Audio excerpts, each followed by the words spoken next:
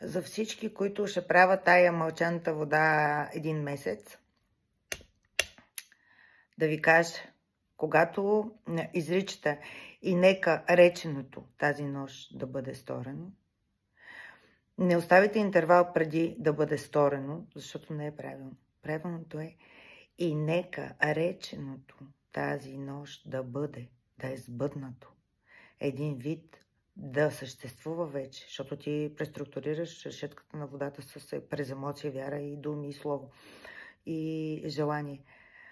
Сторено. Взимаш въздух, сторено и поглеждаш и виждаш тази картина, която желаеш да ти се сбъдне. Защото то вече е сторено. То в този момент вече ти твориш от емоция, желание, вяра, ти правиш картината. А не да бъде някой да го направи в някой живот след 100 години. Не. И нека реченото да бъде, да се сбъдне, да е сбъднато, сторено през твоята енергия. Можеш да кажеш, че то вече е случено.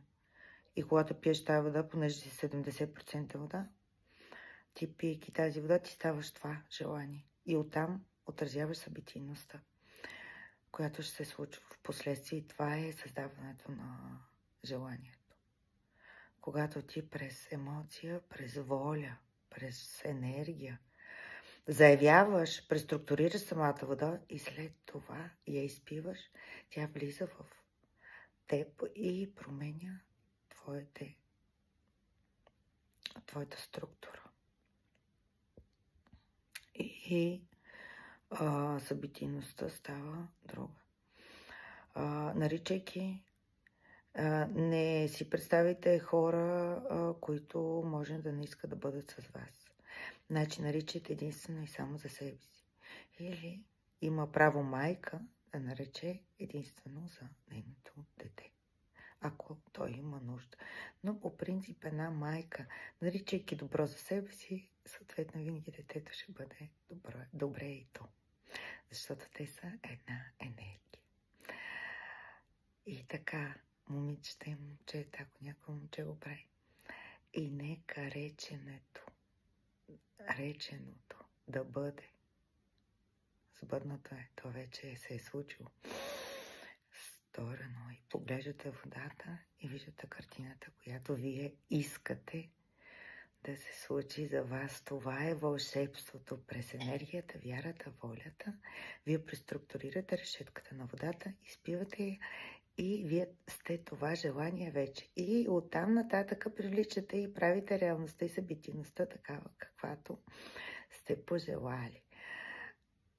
Правете го за себе си, правете го с любов, правете го с добри чувства и през хубавите чувства се случват хубавите неща. През емоция, през вяра. Ако нямате вяра в това, което ще наречете, без емоция и без вяра, това няма да се случи.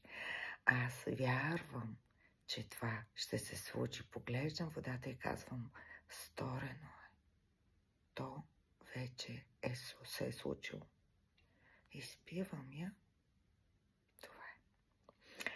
Успех ви желая. Надявам се да съм ви била полезна